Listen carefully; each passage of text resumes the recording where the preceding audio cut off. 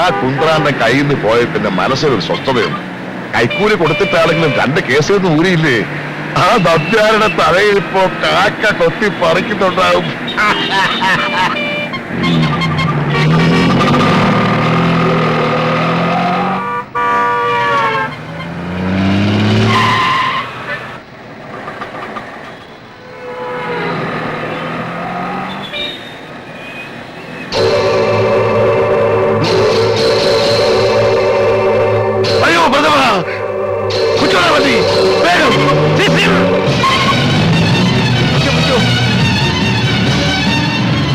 ഒന്ന് വേഗം വിടുക.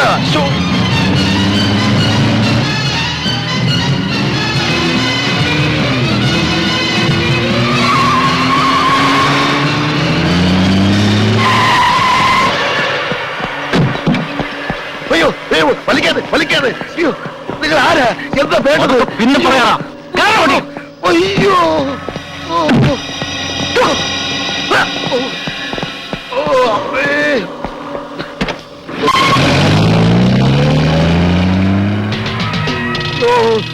കണ്ണു കാണാൻ മേലേ ഗുരുവായൂരപ്പ. അയ്യോ എന്നെ കൊല്ലല്ലേ കൊല്ലല്ലേ. നിങ്ങൾ ആരാ? ഭയപ്പെടണ്ട. എന്റെ ചോദ്യങ്ങൾക്ക് വ്യക്തമായ ഉത്തരം കിട്ടിയാൽ താങ്കളെ കൊണ്ടുവന്നതുപോലെ തിരിച്ചുവിട്ടേക്കാം. അതല്ല, മറ്റെന്തെങ്കിലും വളഞ്ഞ വഴി പ്രയോഗിച്ചാൽ യമലോകത്തേക്ക് അയക്കാനും ഞാൻ മടിക്കില്ല. അയ്യോ, ഈ ഉള്ളവ കുഞ്ഞുകുട്ടി പരാതിയിലക്കാരനാണ്. എന്ത് ചോദ്യം വേണമെങ്കിലും ചോദിച്ചോ, ഞാൻ കിളി കിളി പോലെ ഉത്തരം പറയാതെ. എന്നെ ഇതിനു മുമ്പ് നിങ്ങൾ കണ്ടിട്ടുണ്ടോ? മുഴുവനും കണ്ടിട്ടില്ല, ഇത്രയും ഭാഗം കണ്ടിട്ടുണ്ട്. എങ്ങനെ? പ്രതിമയുടെ രൂപത്തില്.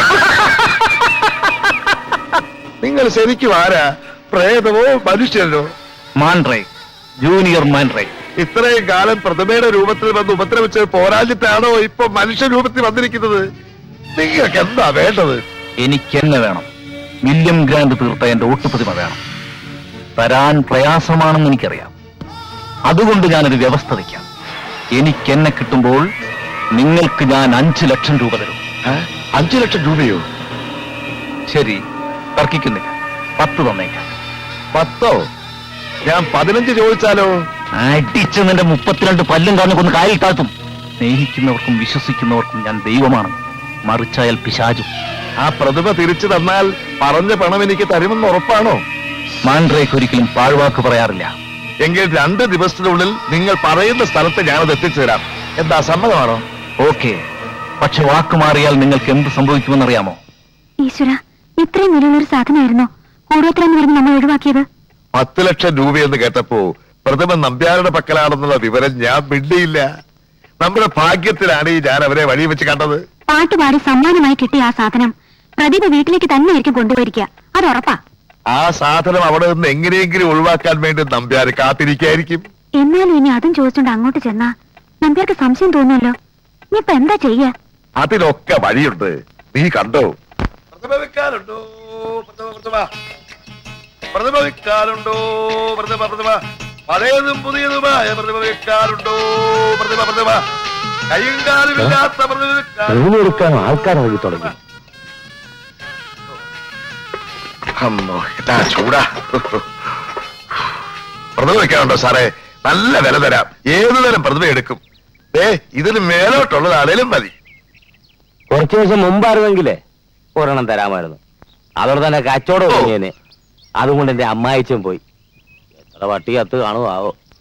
അപ്പോ ഇതിലെ പടിഞ്ഞാറോട്ട് പോയാ സാറിന്റെ അമ്മായിച്ചന്റെ വീട്ടിലെത്തുവോ? ഇവിടുന്ന് പടിഞ്ഞാറോട്ട് പോയാൽ അമ്മായിച്ചന്റെ വീട്ടിലെത്തത്തില്ല, അറബിക്കടലിലെത്തും. എടോ, വടക്കോട്ട് പോയി തൃക്കുന്നപുരത്തെത്തണം. അവിടെ ചെന്ന് മേനോ സാർ വീടാന്ന് ചോദിച്ചാൽ ആരും കാണിച്ചു. ഇങ്ങനെ പട്ടിമേനോന്റെ വീടെന്ന് ചോദിച്ചാ മതി. ഓ, പട്ടിമേനോൻ. അതിരിക്കട്ടെ, തനിക്കെന്തിനാ ഈ പ്രതിമ? അതെന്റെ ഹോബിയാ സാറേ. വീട് അലങ്കരിക്കാൻ വേണ്ടി ഞാൻ അത് മറിച്ചു വിൽക്കും. തന്റെ ശബ്ദം എവിടെയോ കേട്ട മാതിരി ഉണ്ടല്ലോ. അതെ സാറേ, ഞാൻ മിമിക്രിക്കാരനായിരുന്നു. ഈ പലരുടെയും ശബ്ദം അനുകരിച്ച് സ്വന്തം ശബ്ദം വരുന്നില്ല. ഓഹോ, അപ്പൊ താൻ ആ നക്കി പാരപ്പിളയുടെ വീട്ടിലും പോയി കാണും. അത് അവന്റെ ശബ്ദത്തിന്റെ ചൊവ്വ. അപ്പൊ വരട്ടെ. ചെല്ല്. അതെ, വരണ മകനെ, എന്റെ അപ്പനാ പാരപ്പിള്ള. ആ പ്രതിമയൊന്ന് കളയാൻ വേണ്ടി ഈ ഇളവൻ വട്ടം കിടക്കി നടക്കുകയായിരുന്നു. അത് കയ്യിൽ നിന്നെടുത്ത് കളഞ്ഞപ്പോ ആവശ്യക്കാരൻ ചാക്കുമായിട്ട് വരുന്നു. ഭഗവാനെ ഭക്തവത്സല, എല്ലാം നിന്റെ മായ. ഇവിടെ പ്രതിമയില്ല, വേണേ 2 പട്ടിയെ തരാം. വേണ്ട, ഒന്നാമത് പട്ടി നമുക്ക് കറാമാണ്. അതുമല്ല, കാശ് കൊടുത്ത് കളിക്കുന്ന പട്ടി ആരെങ്കിലും പേടിക്കും. നമുക്ക് പ്രതിമ മതി. നിങ്ങൾ ഈ പറയുന്ന എണ്ണം കെട്ട പ്രതിമ എന്റെ ഡ്രൈവർ ഓമനക്കുട്ട കൊണ്ടുപോയിരിക്കുക. പിന്നെ ഇത്രയും കാലമായിട്ടും അവൻ ഈ വഴി വന്നിട്ടില്ല. ഇനി ജീവിച്ചിരിപ്പുണ്ടോ മരിച്ചു വല്ല എടുത്തിരിക്കുകയാണോ ഒരു പിടിയില്ല. ഈ ഓമനക്കുട്ടിൽ എങ്ങനെ ഇരിക്കും? കസേരയിലിരിക്കും. അതല്ല പട്ടി മേനോനെ, അയാളെ കണ്ടാൽ ആരെ പോലെ ഇരിക്കുമെന്നാ നമ്മൾ ചോദിച്ചത്. എന്റെ 2ാമത്തെ കുട്ടി കിടക്കുന്ന ഡോർമേനില്ലേ, അവന്റെ ഛായയാണ് അയാൾക്ക്. ഓ ക്ഷമിക്കണം, എനിക്ക് പട്ടിക്ക് പാല് കൊടുക്കാൻ സമയമായി. വരട്ടെ. എന്റെ ഗുരുവായൂർ, അല്ലോ, ആ ഓമനക്കുട്ടനെ എവിടെ പോയി തപ്പുവോ എന്തോ.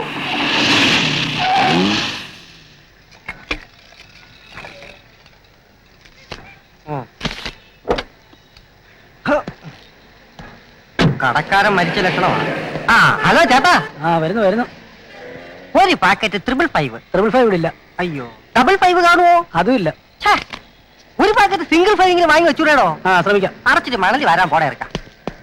മുയലാളി 555 ഈ നാട്ടിലും കിട്ടുമെന്ന് തോന്നുന്നില്ല.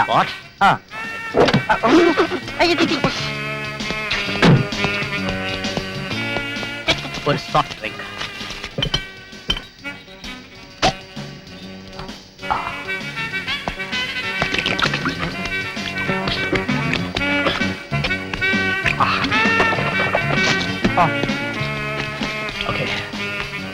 ചില്ലറയില്ല, ബാക്കി താനെടുത്തോ. ഇതിന്റെ ബാക്കി കുടിച്ചോ. 100 രൂപ ഇങ്ങട്ടാ. ഈ 10 പിടിച്ചോ, അതിന്റെ ബാക്കി എടുത്തോ.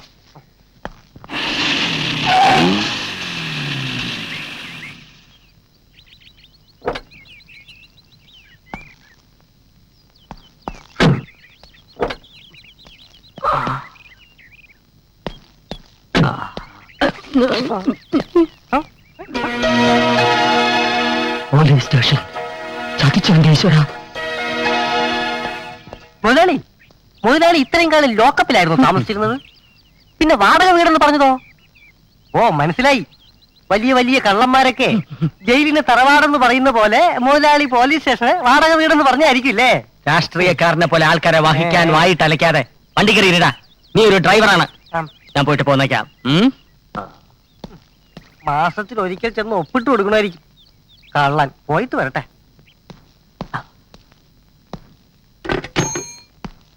Good morning. ഞാൻ ഇവിടുത്തെ പഴയ ഒരു അന്തേവാസിയാ. ഏതാ സെക്ഷൻ? മോഷണോ പിടിച്ചോ? അയ്യോ, അന്തേവാസി എന്ന് പറഞ്ഞത് ഈ വീട്ടിൽ മുമ്പ് താമസിച്ചിരുന്ന വാടകക്കാരൻ എന്ന നിലയിലാണ്. ഓ മനസ്സിലായി. ഡ്രൈവർ ഓമനക്കുട്ടൻ. അതെ. ഡ്രൈവർ പണി മതിയാക്കി താനെന്താ സർക്കസിൽ ചേർന്നോ? എന്താ സാർ അങ്ങനെ ചോദിച്ചത്? ഞാൻ അഭ്യാസം ഒന്നും കാണിച്ചില്ലല്ലോ. ഈ ബഫൂൺ വേഷം കണ്ടിട്ട് ചോദിച്ചതാ. താൻ അഭ്യാസിയാണെന്ന് എനിക്കറിയാം. നിന്ന നിൽപ്പ് മുങ്ങുന്ന അഭ്യാസി. അയ്യോ, ഞാൻ മുങ്ങിയതല്ല, വിഴുങ്ങാൻ പോയതാ. വിഴുങ്ങാനോ? അതെ, ഹൈദരാബാദിൽ ആസ്മയ്ക്കുള്ള ഒരു മീൻ വിഴുങ്ങാൻ പോയതാ. ആസ്മ മാറണമെങ്കിൽ മീൻ മാത്രം വിഴുങ്ങിയാൽ പോരായിരുന്നു ഓമനക്കുട്ട. 4-5 മാസത്തെ വാടക കൂടി വിഴുങ്ങണോ? കുടിശ്ശിക തീർത്ത് ഇവിടെ തന്നെ താമസിക്കാൻ വേണ്ടി വന്നാ. ഓമനക്കുട്ട, താൻ ആദ്യം ആ വീട്ടുടമസ്ഥന്റെ കുടിശ്ശിക മുഴുവൻ തീർത്തുകൊട്. ഇവിടെ താമസിക്കുന്ന കാര്യം ഒരു 5 കൊല്ലം കഴിഞ്ഞിട്ട് ചിന്തിച്ചാ മതി. 5 കൊല്ലോ? സർക്കാർ കാര്യമല്ലേ. പുതിയ പോലീസ് സ്റ്റേഷന്റെ പണിയൊക്കെ എപ്പോഴാ തീരുകയെന്നൊന്നും പറയാൻ പറ്റില്ല. എന്താ ഇവിടെ തന്നെ താമസിക്കണമെന്ന് നിർബന്ധമാണോ? അല്ല, സാറും പോലീസുകാരന്മാരും കൂടും കുടുക്കെടുത്തോണ്ട് ഒഴിഞ്ഞു എന്നാലേ എനിക്കിവിടെ. ഓഹോ, അപ്പൊ പോലീസിന്റെ കുടുക്കൊഴിപ്പിച്ച് താമസിക്കാൻ വന്നിരിക്കാണല്ലേ? വേറെ വഴിയൊന്നുമില്ലല്ലോ. ഇടിച്ചിട്ട് നട്ടല്ലേ നോക്കാം. അപ്പോ ഇരിക്കട്ടെ, ഇങ്ങനത്തെ ഒന്നും എടുക്കണ്ട, 2 എടുക്കണ്ട. ഇവന്റെ സാധനം സമയ്ക്കില്ലേ? ഒരു മുട്ടത്തിലും പ്രതിമ എല്ലായിടത്തും പോകാൻ പറ. അത് ഇവിടെ ഇരിക്കട്ടെ. പിടി. അതെ, അതുകൂടെ എടുത്തോണ്ട് പോ. അല്ല,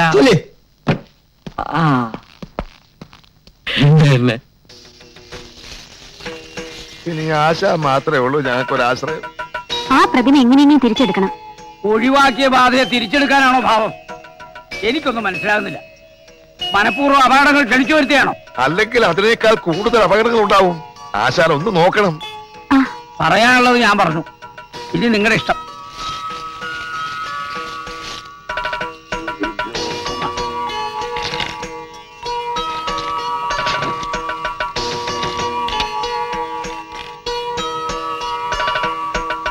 വടക്ക് കിഴക്ക് ദിക്കിലൂടെ ഈ വസ്തു സഞ്ചരിച്ചുകൊണ്ടിരിക്കുക. വടക്ക് കിഴക്കെന്നൊക്കെ പറഞ്ഞാ ഞാനത് എവിടെ പോയി കണ്ടുപിടിക്കാനാ? അത് തിരിച്ച് കൈവരാനുള്ള മാർഗം എന്തെങ്കിലും പറഞ്ഞത് ആശാനെ? അത് തിരിച്ചു കയ്യിൽ വന്നാൽ അനർത്ഥങ്ങൾ ഉണ്ടാവും. അതെല്ലാം ഞാൻ സഹിച്ചോളാം. എനിക്കത് എങ്ങനെയും കിട്ടണം. എങ്കിൽ നാളെ ചൊവ്വാങ്കോട്ട ദേവീ ക്ഷേത്രത്തിൽ ചെല്ലുക. ക്ഷേത്രകുളത്തിൽ മുങ്ങിക്കുളിക്കുക. എല്ലാത്തിനും നിവൃത്തി ഉണ്ടാവും. ദേവി അനുഗ്രഹിക്കട്ടെ. ഗോപാല, ഇത് പ്രേതബാധയുള്ള പ്രതിമയാണെന്നാണ് പറയുന്നത്. ഞാനത് വിശ്വസിച്ചിട്ടില്ല. എങ്കിലും ഇതിന് കൂടെ കൂടെ നടക്കുന്ന അത്ര ബുദ്ധിയല്ല.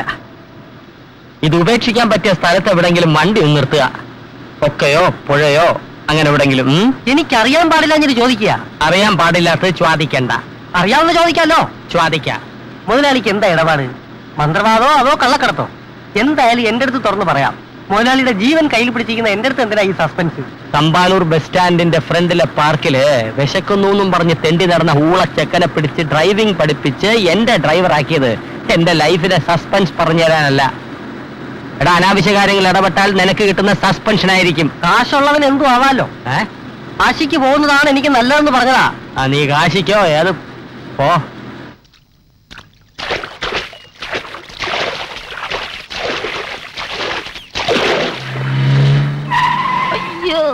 കൊക്കയോ പുഴയോ എന്താന്ന് അറിയില്ല, പക്ഷെ വെള്ളമുണ്ട്.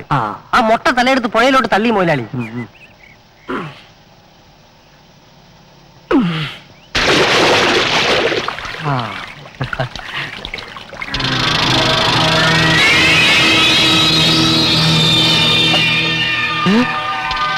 വണ്ടി വിട്ടോടാ.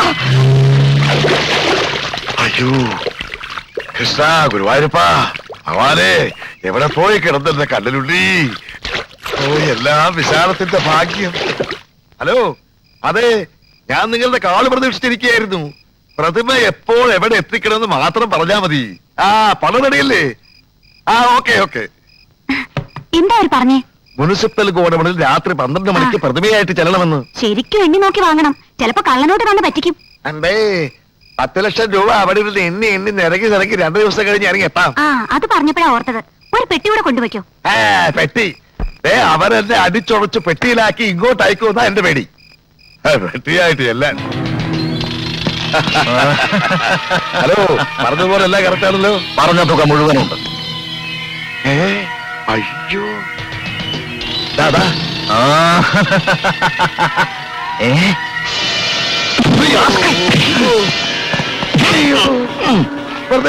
എന്തിനാണ് ആ കാലപാടം പാരെ എന്നെ തല്ലണത്? സത്യം പറ, ഇതിനകത്തുണ്ടായിരുന്ന വൈരങ്ങൾ എവിടെ? വൈരങ്ങളോ? എനിക്കറിയില്ല. അയ്യോ,